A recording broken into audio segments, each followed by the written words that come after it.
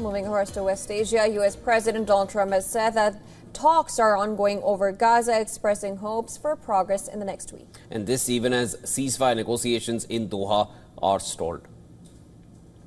Gaza, we are talking, and hopefully we're going to get that straightened out over the next week. Let's see what happens. A senior Hamas official was also quoted in Palestinian media as saying that the negotiations over a ceasefire have reached a difficult stage and the coming hours are critical.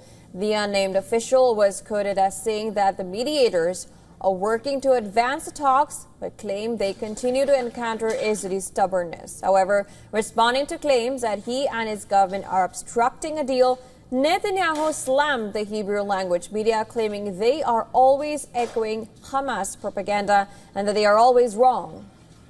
Former Israeli Prime Minister Ehud Olmert has labelled Israel's plan to move Palestinians in Gaza into a humanitarian city as essentially a concentration camp. In conversation with the British Guardian newspaper about the plan laid out last week by Defence Minister Israel-Gaza, Olmert said that if the Palestinians will be deported into the new humanitarian city, then one can't say that it is part of an ethnic cleansing, something he pointed out hasn't yet happened. He called it the inevitable interpretation of the current plan to create a camp for hundreds of thousands of people.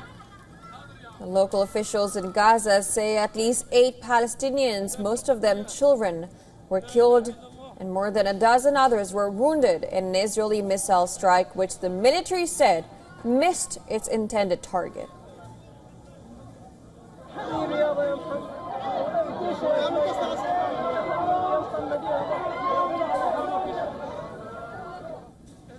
The Israeli military said that it had intended to hit a militant in the area, but that a malfunction had caused the missile to fall dozens of meters from the intended target. Now, in a statement, the IDF said that it regrets any harm to uninvolved civilians and added that the incident was under review. Water shortages in Gaza have worsened sharply in recent weeks, with fuel shortages causing desalination and sanitation facilities to close, making people dependent on collection centers where they can fill up their plastic containers.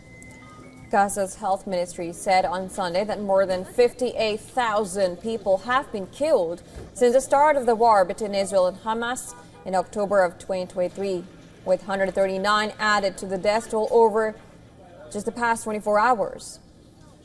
Plumes of smoke were seen rising from the Gaza Strip on Sunday as the Israeli military continued its operation in the enclave.